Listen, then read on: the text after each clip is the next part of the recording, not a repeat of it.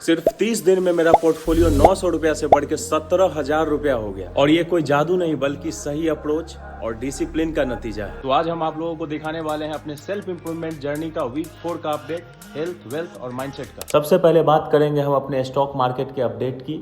तो आज हम आप लोगों को दिखाएंगे अपने पोर्टफोलियो का पूरा एनालिसिस, कौन कौन सा ETF हम खरीद के रखे हुए हैं। सबसे पहले आपको लेके चलते हैं एंजल वन के अपने वेबसाइट पे, जहाँ पे मेरा डीमेट अकाउंट है। आप देख सकते हैं लगभग 17,000 का मेरा पोर्टफोलियो बन चुका है, जो आज से ठीक एक महीने पहले 900 रुपये का था। अब हमारे पोर्टफोलियो में कौन कौन सा स्टॉक है इसकी बात करें तो वही पुराना निफ्टी बीज, mid cap, small cap, Tata gold, Tata silver और एक लास्ट जो है वो है बैंक बीज। अब मेरे पोर्टफोलियो में अगर सबसे ज्यादा प्रॉफिट में कोई ETF है तो वो टाटा सिल्वर है। आप देख सकते हैं लगभग 16-17% के आसपास रिटर्न दिया है। मात्र 30 दिन पहले इसमें हम इन्वेस्ट किए थे। हम मानते हैं कि बहुत ही छोटा अमाउंट है, मात्र 74 ETF खरीद के रखे हुए हैं, लेकिन हम तो बस ट्रायल के लिए खरीदे थे, स्टार्ट किए थे। लेकिन एक मंथ में आप देख रहे हैं लगभग 17% अप जा चुका है। वैसे अगर सिल्वर की बात करें तो पूरा जो कमोडिटी सेक्टर है गोल्ड से भी ज्यादा रिटर्न दिया है एक साल में। आप देख रहे हैं स्क्रीन पे लगभग 52 से 53% 2024 से 25 के बीच सिल्वर अप गया है। इससे ज्यादा रिटर्न किसी भी कमोडिटी ने नहीं दिया है, गोल्ड से भी ज्यादा। इसका रीजन क्या है? इसका एक ही कारण है, चांदी का सिर्फ जेवर ही नहीं बनता है बल्कि EV सेक्टर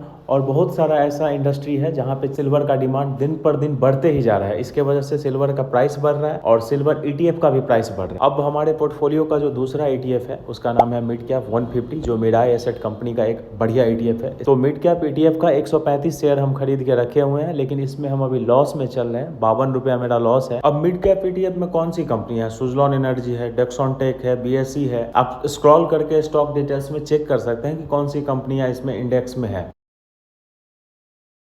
जब हम खरीदे थे तो उस टाइम में प्राइस ज्यादा था, लेकिन अब उसका प्राइस नीचे गिर रहा है। तो हमको एक अपॉर्चुनिटी मिल रहा है कि सस्ते प्राइस में खरीदने का, इसलिए हम एक साथ में हैवी अमाउंट नहीं इन्वेस्ट करते हैं। छोटा छोटा 100, 50, 150 इन्वेस्ट करते हैं ताकि मेरा लॉस रिकवर होते रहे और एवरेज होता रहे। अब जो हमारा अगला ETF है वो है स्मॉल कैप 250। हमने मोतीलाल ओसवाल का खरीद के रखा है। आप HDFC का भी खरीद सकते हैं। ये कोई स्टॉक रिकमेंडेशन नहीं है, हम किसी को भी सजेस्ट नहीं कर रहे हैं कि आप ये ETF खरीदो वो खरीदो। आप अपने मर्जी से अपने एनालिसिस के हिसाब से खरीदे। तो मेरा जो स्मॉल कैप 250 का ETF है उसमें भी हम अभी लगभग 50-52 रुपया लॉस में है। इसका भी सेम रीजन है मिड कैप वाला। जब प्राइस महंगा था उस टाइम में हम इन्वेस्टिंग करना स्टार्ट किए थे, लेकिन अब प्राइस इसका डाउन जा रहा है। जैसे जैसे नीचे जा रहा है वैसे वैसे हम थोड़ा थोड़ा क्वांटिटी खरीद के एवरेज कर रहे हैं। इसमें लिस्टेड कंपनियां भी आप स्क्रॉल करके चेक कर सकते हैं, बहुत सारी कंपनियां, 250 कंपनियां, अच्छी कंपनियां हैं। एक एक कंपनी में इन्वेस्ट करने से बेहतर हम समझते हैं कि पूरे इंडेक्स में एक साथ इन्वेस्ट कर देना। इंडेक्स ऊपर जाएगा आपका पैसा ऊपर जाएगा, इंडेक्स नीचे जाएगा आपका पैसा नीचे जाएगा। मेरे पोर्टफोलियो में अगला जो ETF है वो टाटा गोल्ड है। वो भी लगभग 7% अप है क्योंकि कमोडिटी सेक्टर से है। टाटा सिल्वर की तरह वो भी अप जा रहा है।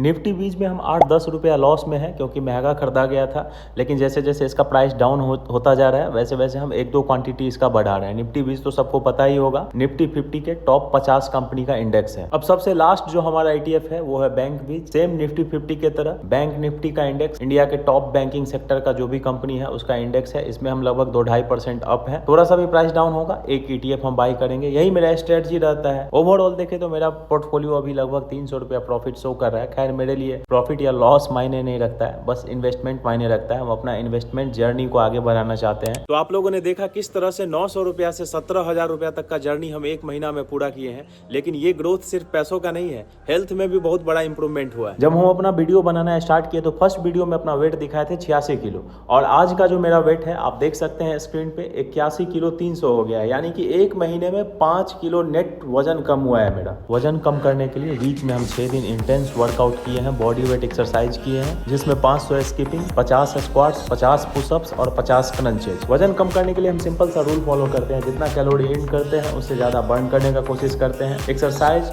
और भोजन दोनों का तालमेल बिठा के रखते हैं। खूब सारा पानी पीते हैं, 5 से 7 लीटर। अब अगर बात करें हमारे माइंडसेट की तो हेल्थ और वेल्थ ऐसा चीज है जो बाहर से आपको दिखता है, लेकिन माइंडसेट असल चीज है। अगर वो इंसान का सही हो गया ना, फिर ऐसा मान लीजिए कि उस इंसान का हाथ पकड़ने वाला इस दुनिया में कोई नहीं होगा। वो दुनिया में जो भी चाहे वो मुकाम हासिल कर सकता है। तो मेरा असल मकसद सबसे ज्यादा मेरे माइंडसेट को स्ट्रांग करना है, क्योंकि एक स्ट्रांग माइंडसेट के साथ ही इंसान निरंतरता को कायम रख सकता है, डिसिप्लिन मेंटेन कर सकता है, कंसिस्टेंसी बना सकता है। चाहे वो एक्सरसाइज रेगुलर करना हो या डाइट कम लेना हो या फिर वेल्थ जनरेट करना हो, काम पे रेगुलर जाना हो। रेगुलरिटी जो इंसान के अंदर आता है ना, वो सिर्फ और सिर्फ माइंडसेट से आता है। इसके लिए एक अच्छी किताबें पढ़ना हमें स्टार्ट किए हैं। कुछ बुक्स खरीदे हैं ऑनलाइन जो मुझे अच्छा लगा और जिसका हम देखे हैं कि बेस्ट सेलिंग है। वो बिजनेस वाला बुक्स है, कुछ मोटिवेशन वाला बुक्स है। देखिए, हम गाँव में रहने वाले बहुत ही साधारण से आदमी हैं। हमको ना ज़्यादा एडिटिंग का स्किल है, ना मेरे पास खास इक्विपमेंट है। फिर भी अगर आपको वीडियो अच्छा लगा हो तो प्लीज़ चैनल को जरूर सब्सक्राइब कीजिएगा। जय श्री राम।